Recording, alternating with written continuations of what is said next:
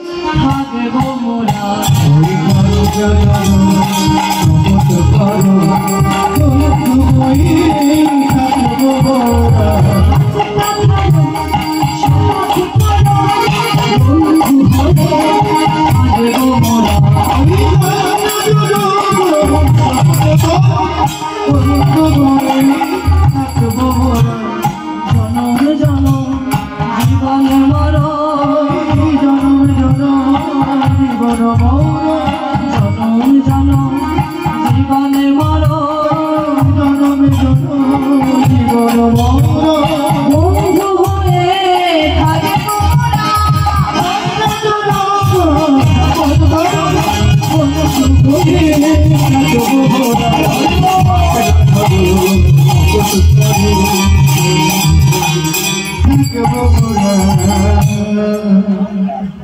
এইভাবে বাঁকে বিহারী লালের সঙ্গে বন্ধুত্ব পাকা করে